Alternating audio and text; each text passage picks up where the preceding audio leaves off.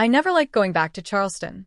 The long, humid drive from the airport, the oak trees dripping with Spanish moss, the big white houses that whispered old money and old secrets, it all made my chest feel tight.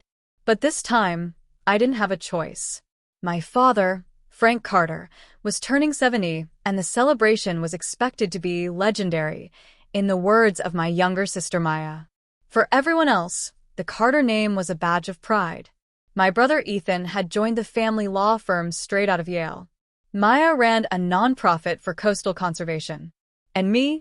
Well, I moved across the country to build a life no one here ever truly understood or valued. I'm Nina Carter, 34, head of strategy at one of Seattle's top tech firms. I lead a team of 40, travel the world for conferences, and recently made Forbes' 40 Under 40 list. But none of that ever mattered to my father. Frank Carter was a legend in Charleston's legal circles. He built his empire with sharp elbows and a sharper tongue. In our house, he wasn't just dad, he was judge, jury, and executioner. If you weren't Ethan, you were invisible. If you weren't perfect, you were a problem. I was both. But this birthday, I wanted something different. Some part of me, naive, maybe, still hoped I could finally earn his approval. That maybe, after all these years, I could finally hear the words, "I'm proud of you, Nina." So, I brought a gift. A rare, leather-bound first edition of Justice and Power, his favorite legal philosophy text, signed by the author. Something he'd once called a defining piece of American legal thought. It had taken me 3 months, 2 auctions, and more than a third of my bonus to track it down. I arrived 2 days early, hoping for a quiet moment to give it to him before the crowd showed up. When I pulled into the driveway of our family estate, a sprawling white-columned house overlooking the marsh, my stomach twisted. It always felt like stepping into someone else's life. A life I was never fully invited into. Frank answered the door himself. Still tall, still commanding in his gray slacks and ironed button-down, he looked me over like I was an unexpected court appearance. "Nina," he said flatly, "I thought you were coming tomorrow." "I wanted to beat the traffic," I lied. I handed him the box with the book inside. He opened it slowly. I watched his eyes move over the cover, then the signature. For a moment, I thought I saw something flicker, surprise, maybe even emotion. But it vanished like a ripple in still water. "This must have cost you a fortune," he said. "I thought you'd appreciate it." He looked up. "It's a nice gesture. But you know I already own the original in paperback. I don't believe in displaying books like trophies." That was it. Not thank you. Not incredible. Not even a smile. I swallowed the sting. "Well, it's yours now."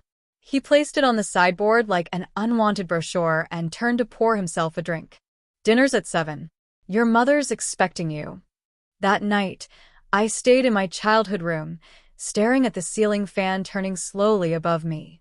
The walls were bare now, my old posters gone, trophies packed away. The only thing left was a small jewelry box on the dresser. I opened it out of habit and found an old folded letter inside, one I didn't remember putting there. It was addressed to JC in delicate, faded handwriting. The postmark said Atlanta 1987, months before I was born. Curious, I opened it. "I don't know if we'll ever meet again, but I want you to know that summer meant more to me than you can imagine. I'm scared, and I don't know what comes next, but part of me will always be yours."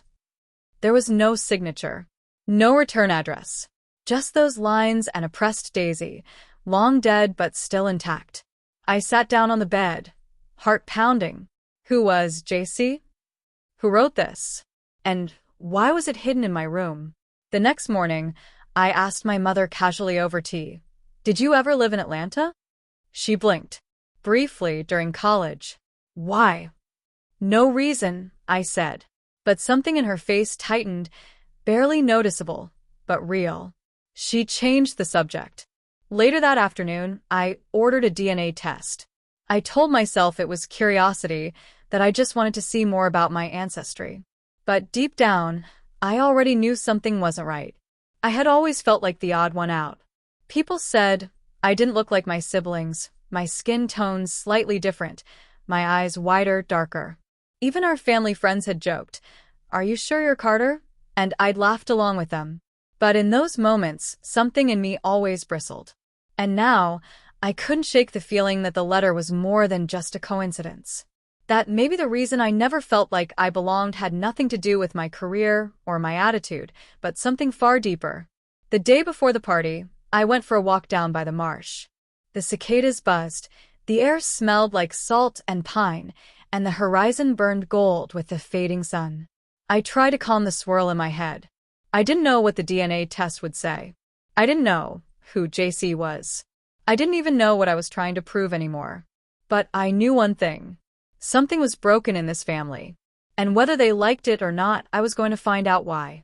The morning of my father's 70th birthday celebration felt more like the setup to a funeral than a party. Outside, the Charleston sun blazed down on the Carter estate, turning the manicured lawn into a scene from a Southern Living magazine. White tents were going up, tables dressed in fine linen.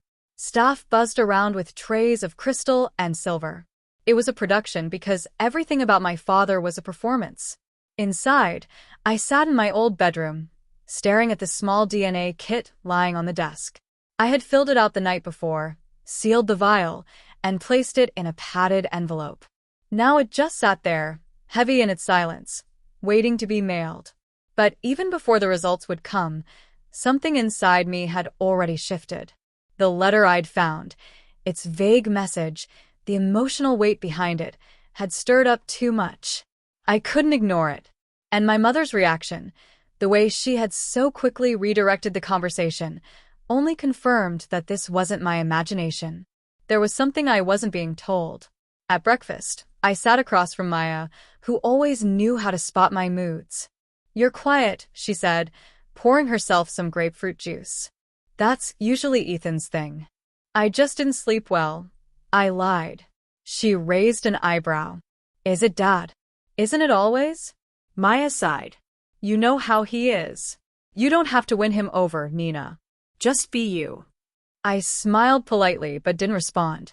Because being me had never been enough. Not when Ethan was the one who walked in a room and got clapped on the back. Not when Maya's environmental work earned proud dinner speeches. When it came to me, my father only saw noise too loud, too independent, too far away. And I was starting to understand why. Later that afternoon, I walked into the library, the one room in the house that was unmistakably Frank's. Mahogany shelves stretched floor to ceiling, lined with legal volumes and war memoirs. A massive desk sat under a stained glass window. Every item had its place, and everything smelled like old leather and order. I placed the DNA envelope inside my tote bag. My hand lingered over the zipper. That's when I saw it. A framed photo on the bookshelf. One I'd somehow never noticed before. A black and white picture of my parents, young and posed stiffly in front of a courthouse. My father wore a wide tie and a thinner smile. But it was my mother that caught my eye. She looked distracted. Not unhappy, exactly. But her eyes were distant, as if she was thinking about someone or somewhere else. Something clicked. I returned to the jewelry box upstairs and pulled out the letter again. "Part of me will always be yours." It didn't sound like a fling. It sounded like regret. A regret that lived behind her eyes for 3 decades.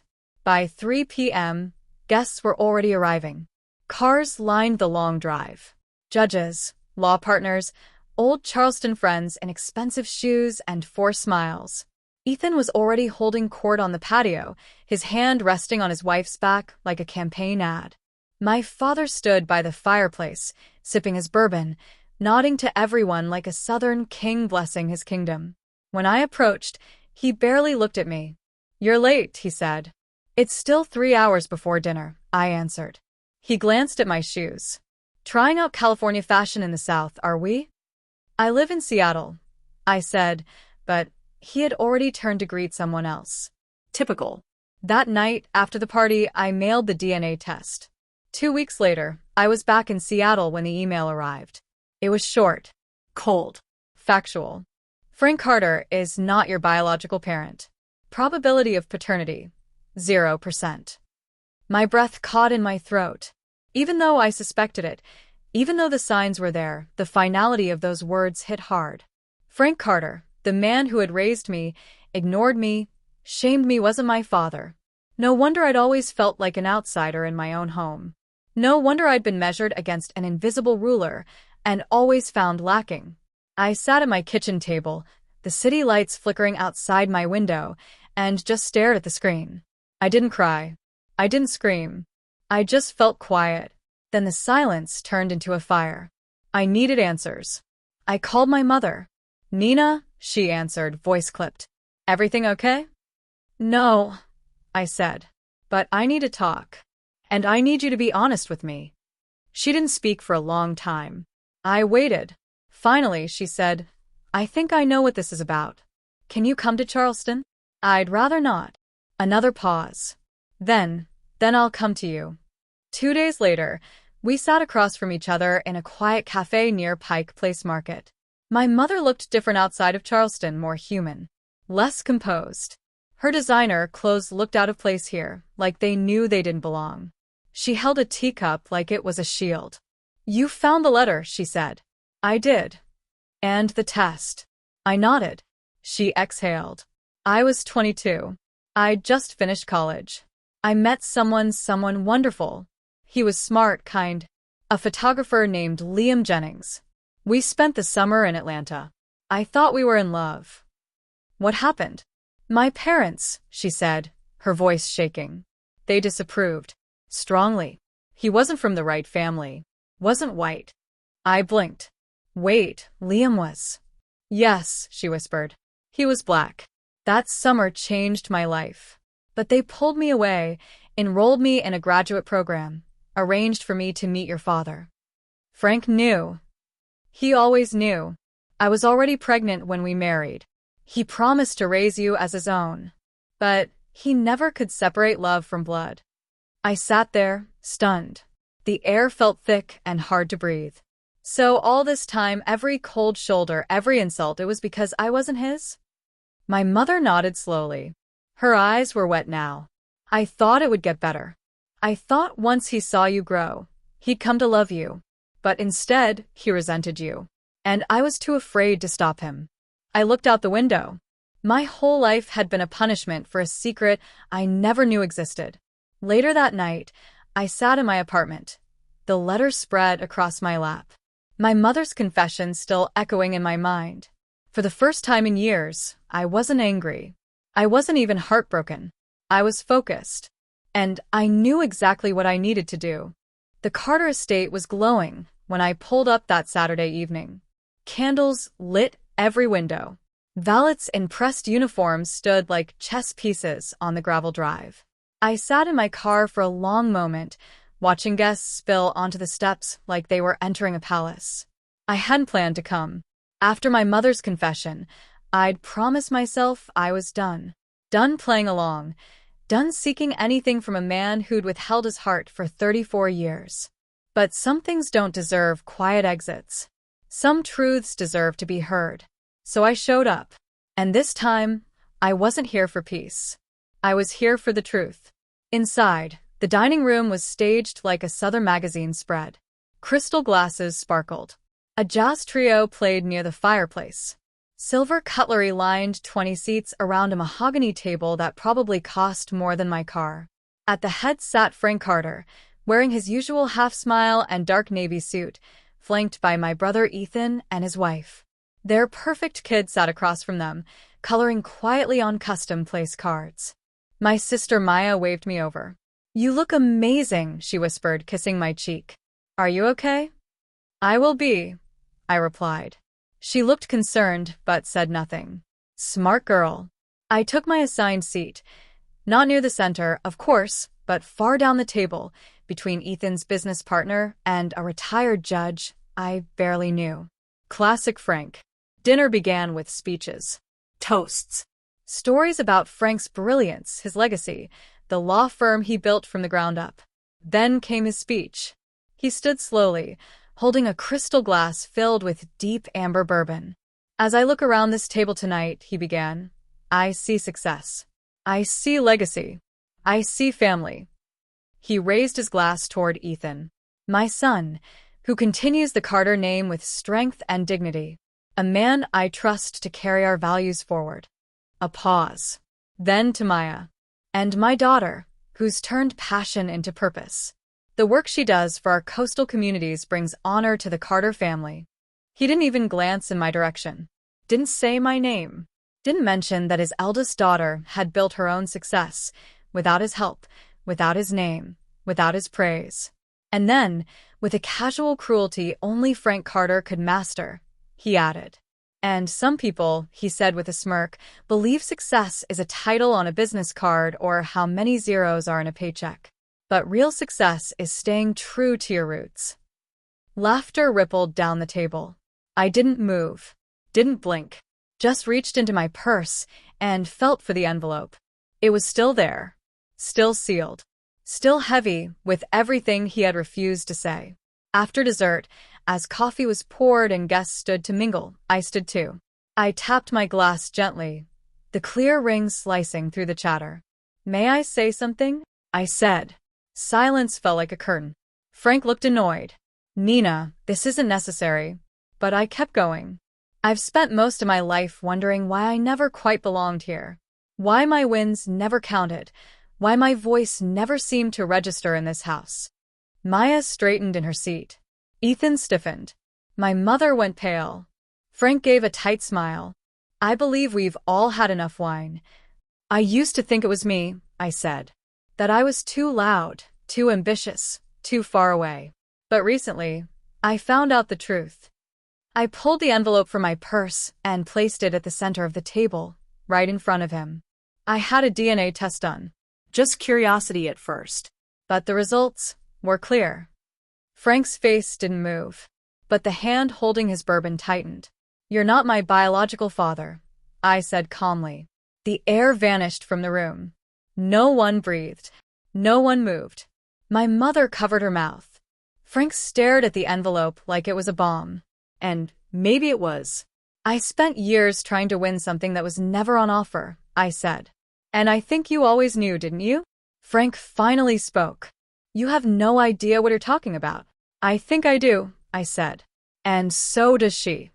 I looked at my mother. Her eyes were brimming with tears, but she nodded. Whispers exploded around the table like sparks. Frank stood slowly. Get out, he said, voice shaking. Now. I didn't flinch. Instead, I looked him dead in the eyes and said, You spent your life pretending I didn't belong. Turns out you were right. I turned to leave. As I passed Maya, she reached out and squeezed my hand.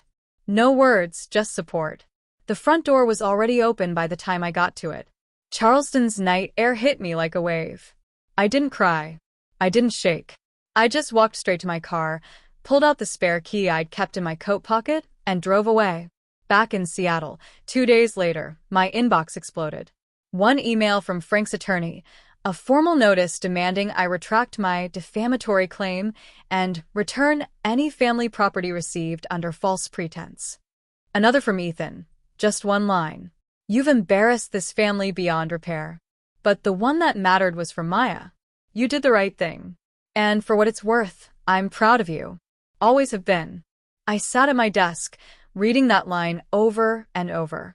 I'm proud of you. The words I had waited my entire life to hear, from the one person who had never made me earn them. That night, I slept like a stone. No dreams. No knots in my chest. Just quiet. For the first time, I realized something. I didn't lose a father that night. I lost a man who never tried to be one. The email sat in my inbox for 3 days before I opened it. Subject line. Liam Jennings, response to your message. I must have hovered my mouse over it 100 times. Not because I was afraid of what it said, but because I didn't know what I wanted it to say. After 34 years of unanswered questions, how do you prepare for a door that might open to a whole new identity? On the third night, glass of wine in hand and the city lights dim outside my apartment window, I finally clicked. Dear Nina. I'm writing this with more emotions than I know how to name. Your message caught me completely off guard. I had no idea I had a daughter, let alone a grown woman who's accomplished so much. If what you wrote is true, and I believe it is, then we have a lot to talk about. I'll be in Seattle next month for a journalism conference. I'd like to meet if you're open to it. No pressure. Just coffee, just conversation. I want to know you. Liam asterisk. I stared at the last line until the screen blurred. I want to know you. There was no guilt, no conditions, no awkward formality. Just curiosity. And maybe hope. The kind of hope I hadn't let myself feel in years. For weeks later, I walked into a quiet cafe near Pioneer Square. It was one of those places with mismatched mugs and old jazz playing low in the background. I chose a window seat. My palms were sweating. At exactly 11 a.m., the door opened. And there he was. Liam Jennings. Tall, lean, with silver streaks in his curly black hair. He moved with the calm confidence of someone who had seen the world and made peace with most of it. When he spotted me, he froze for just a second, then smiled. I stood. We shook hands at first, but then he pulled me into a gentle hug. It wasn't rushed or awkward, just warm, like something that had been waiting patiently. For the next 2 hours, we talked. Or rather, I talked. About my job, my siblings, my awkward place in the Carter family. About the moment I found the letter. About the DNA test. About my mother's silence and my father's rejection. He listened. No interruptions. No judgment. Just eyes that didn't look through me the way Frank's always had. When I finally paused, he said quietly, "You don't owe me anything, Nina. I didn't know about you. But if I had, I would have tried to be there." I nodded, too full to speak. Then he added something that caught me off guard. "You have my hands." I looked down, and it was true. Long fingers. Narrow knuckles. Even the way I curled them around my coffee mug matched his exactly. "I always wondered why I didn't have moms," I said, smiling faintly. "Well," he said, chuckling, "mystery solved." As the conversation drifted, I learned more about him.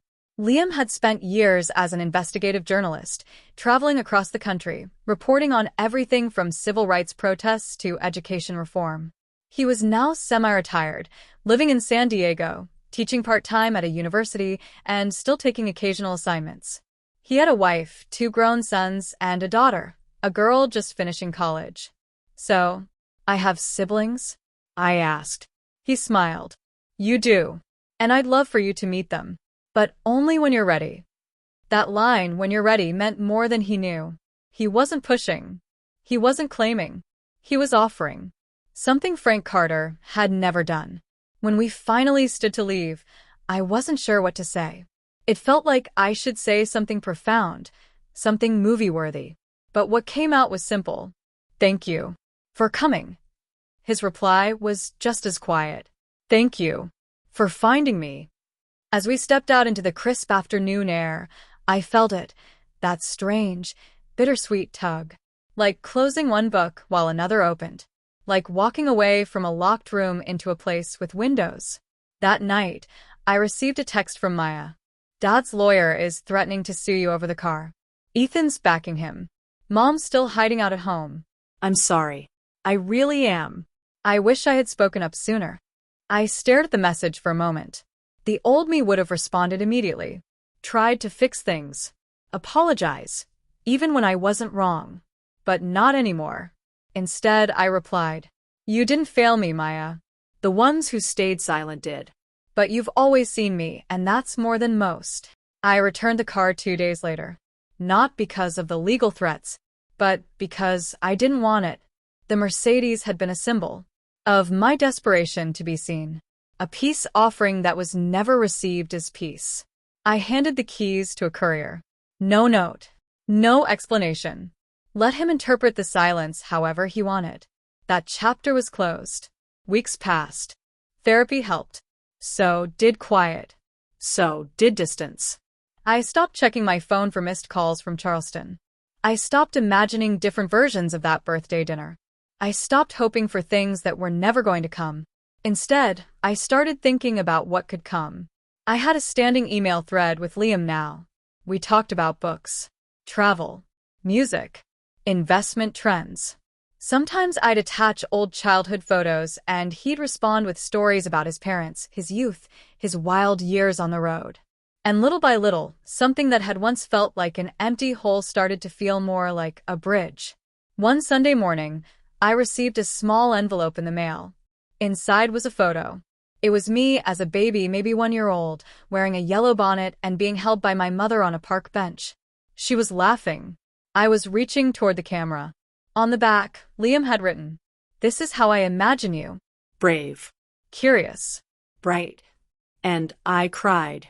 Not because I was sad, but because for the first time, I finally felt seen.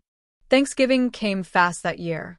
Seattle wore its usual gray coat of drizzle and low clouds. My apartment windows fogged up in the mornings, and the sound of rain against the glass became a sort of comfort, like the world was forcing me to slow down. Normally, I'd spend Thanksgiving alone or with coworkers, smiling politely over store-bought pie. The thought of flying back to Charleston had always made my stomach twist, even before I knew the truth. But this year was different. This year, I had a choice. Maya had called me 2 weeks earlier. Her voice was hopeful, hesitant. "We're having a small dinner at my place. Just me, Eli, the kids, and Mom if she gets on the flight. No dad. No drama. Just us." I hesitated. "I'd love for you to come, Nina," she added softly. "You're my sister. And you always will be." That last line mattered more than she knew. Because family, I'd learned, isn't always who raises you, or even who shares your blood. It's who sees you. And for the first time in a long time, I felt like I had people who truly did. I flew to Atlanta the day before Thanksgiving and stayed in a quiet Airbnb outside the city. The next morning, I arrived at Maya's home with 2 pies from a bakery I loved in Seattle and a bottle of wine my therapist had recommended because, in her words, some holidays still need a little liquid courage. Maya hugged me at the door like she hadn't seen me in years. "You came," she whispered. "I'm glad I did," I whispered back. Inside, laughter filled the air. Her boys were building a pillow fort in the living room, her husband was basting a turkey with a level of focus reserved for bomb defusal, and the table was already set, warm tones, autumn leaves, and a little place card with my name on it. Just my first name. That was enough. Later, while the kids played and dishes were being cleared, Maya and I stood alone in the kitchen, sipping tea. "I talked to Mom yesterday," she said quietly. "Oh, she asked about you." "Wanted to know if you'd forgiven her." I stared into my mug. I don't know if forgiven is the right word. I think I understand her. And I think she's been punishing herself for years. "She has," Maya said. "More than she lets on." There was a pause.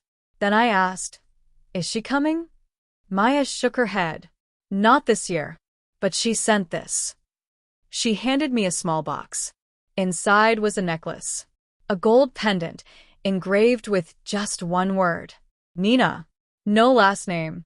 No Carter. No Jennings. Just me. There was a note, too. "I gave you someone else's name, but I never stopped loving the person you became. This time, I want you to wear your own. Love, Mom." I held the necklace in my palm for a long time, feeling the weight of 34 years settle into something smaller. Manageable. Maybe even beautiful. The next day, back in Seattle, I met Liam for breakfast at a quiet cafe near the water. He'd extended his stay through the holidays, and we'd fallen into an easy rhythm. Emails, weekend coffee, long walks through the market. Nothing forced. Nothing rushed. That morning I brought him a gift. He looked surprised when I handed it to him. "You didn't have to. Open it." Inside was a framed photo. The same picture he'd sent me weeks ago. Me as a baby, in my mother's arms. But this time, I had added another picture beside it. One of me now. Standing on a conference stage in New York, mid-speech, my hand raised and eyes lit with fire. Underneath the frame, I'd added a small caption. "Same girl. Just louder now."